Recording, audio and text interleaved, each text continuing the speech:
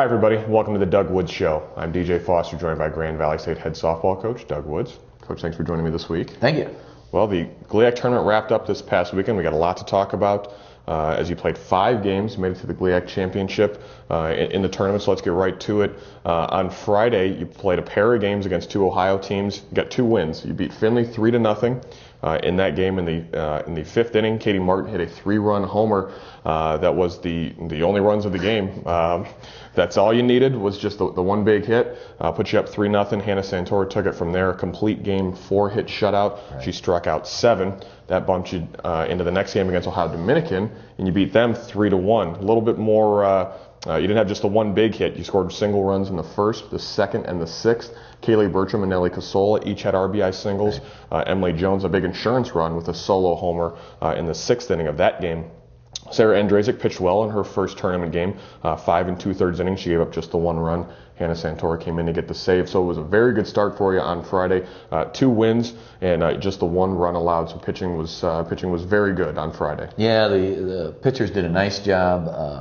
I'll tell you that the Findlay game, 0-0 keeps going. Oh boy, what's going to happen here? Right.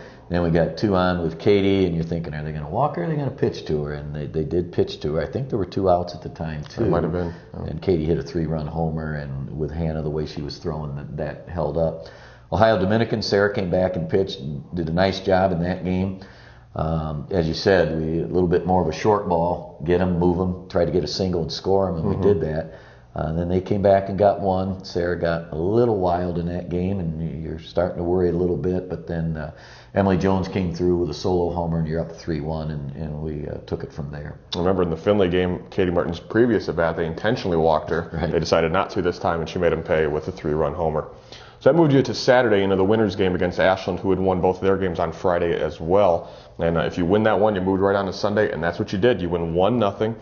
It was another scoreless game, kind of like the Findlay game, until the 6th inning. Emily Jones had an 8-pitch walk. I think she fouled off a couple of pitches. Great at bat. That was with 2 outs. Correct. And then Kaylee Bertram comes up, a 2-run double to left center. Emily Jones with 2 outs obviously was running on the pitch, or running on the hit I should say, and she scored easily. That was the only run of the game. Hannah Santora, another 4-hit shutout, just like she did on Friday against Findlay. She did not walk a batter, which I know you're thrilled about, and that pushed you into the championship game, but a great win. It was just a great game overall. Right. Just a real pitcher's duel, and you came up on the winning end. Yeah, it was great. Hannah pitched well. We talk about the walks all the time. As the first thing that she said after the game was, "Doc, no walks," and it was great. She's a battler, competitor in there.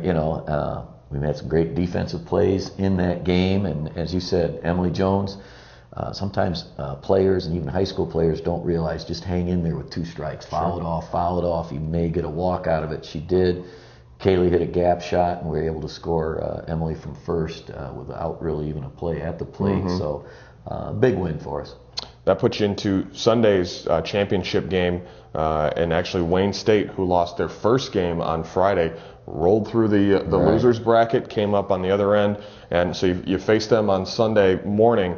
And game 1, they ended up getting a 1-0 victory. The only run came, we just talked about the walks, on a bases-loaded walk. That was the only walk Hannah had in that first game. She gave up 7 hits, 1 run. That you couldn't put any runs on the board. You had just 3 hits. Brianna Lee from Wayne State was very good in that game, so they get the 1-0 win and force the if necessary game, winner take all. And Wayne State came away with a 5-0 victory. They scored 2 in the 1st, 2 in the 6th. You had just 5 hits in that game. Lee, again, was the pitcher for Wayne State, and she just kind of, they looked like a team of destiny at that point. They, again, lost their first game, won 6 straight after that point, and they were playing, it was their season. They were not going to get into the regional tournament unless they won the conference tournament, but now they get the automatic berth. And so obviously probably not the way you wanted to see the weekend end, but it didn't do anything to hurt your postseason chances. But talk about kind of what that final day meant, and you just ran into a hot pitcher and a hot team. We did. Wayne, as you said, they lost their first game, I think, won by 1 run, and then went through. Findlay had them, but Findlay went 10 innings, and Wayne beats them 5-4 for Wayne to go on. Their pitcher was throwing, Brianna Lee was throwing very well. A little deja vu, I think it was 2007, we were in the same boat and lost our first game and ran the table and beat Wayne twice to win the conference tournament, so they turned the tables on us this time. The 1-0 game, we thought we had the girls struck out, and it ended up ball 4, but I'm not behind the plate calling balls and strikes, so those things happen.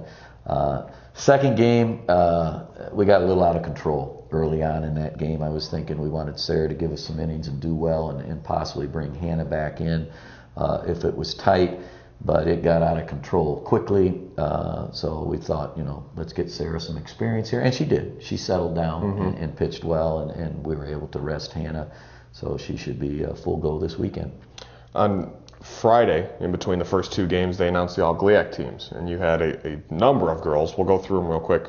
All-GLIAC first team selections for your team: Katie Martin, Hannah Santora, Miranda Cleary, Nellie Casola, Brianna Taylor. Sarah Andrzejczyk made to the All-GLIAC second team. Kaylee Bertram and Emily Holt were honorable mention. And then they give the Player of the Year awards and all that. And Katie Martin was the Player of the Year, the GLIAC Player of the Year, the first one you've had since Jen Maxon back in 2004. Sarah Andrzejczyk was the GLIAC Freshman of the Year. You've had 3 of the last 4, including Katie Martin and Miranda Cleary. And then you were named the GLIAC Coach of the Year for the 7th time and the 2nd year in a row. So a lot of awards. Obviously, we mentioned the Player of the Year, Freshman of the Year, Coach of the Year. What does it mean to have all those accolades? And you received them in front of your peers as well. All the players and coaches were there. So what does all that mean? Well, it means I have a lot of nameplates to put on the plaques. Get that accomplished. But I think it's great. It means that we had a team had a very successful year, and you had players who played very well. Yeah, you're 39-6 now overall. You were 24-2 in GLIAC play. So now you move on to the Midwest Regional Tournament. You'll host it here in Allendale for the 3rd straight season. Last 2 years, obviously, you hosted it and you won it in 2011. You'll face a familiar foe, Ferris State, this Friday afternoon at 2:30 right here in Allendale. That game will come after Missouri St. Louis and Southern Indiana, 2 teams from the GLVC. They will play at noon, and then those will be the only games on Friday. It'll go into Saturday and the championship on Sunday. Talk about what the tournament means. Ferris is bringing in the GLIAC Pitcher of the Year. Missouri St. Louis is bringing in their conference Pitcher of the Year. Obviously, Katie Martin was the Player of the Year. A lot of big name players, and it looks to set up to be a very interesting regional tournament. Yeah, if you look at the 2 regions, ours hosted here and then the other one's in Indianapolis, I say that ours probably has the tougher pitching if you look at postseason accolades that pitchers receive. So Dana Bowler, Pitcher of the Year in our league, she's had a great year. She was very, very tough down the stretch, pitching both ends of doubleheaders. I thought she pitched well in the league tournament, just didn't go their way. So she's going to throw well against you. Hannah Perriman is the left-hand freshman pitcher at UMSL. I saw her in high school and summer ball. She's a very, very good pitcher. So it'll be interesting. Yeah, and it usually comes down to pitching in the end and who can come up with the timely hit. And we'll hope that your team can do that again this weekend. So again, Grand Valley State will take on Ferris State in a battle of West Michigan rivals this Friday afternoon at 2:30 p.m. right here in Allendale at the GVSU softball field. And that game will come after Missouri St. Louis and Southern Indiana at noon. Well, Doc, congratulations again. Coach of the Year, you had all those Player of the Year awards and first team All-GLIAC players, and again made it to the conference tournament championship. We wish you the best of luck this weekend in the regional. Thank you. Thanks for watching The Doug Wood Show right here on the Grand Valley Sports Network.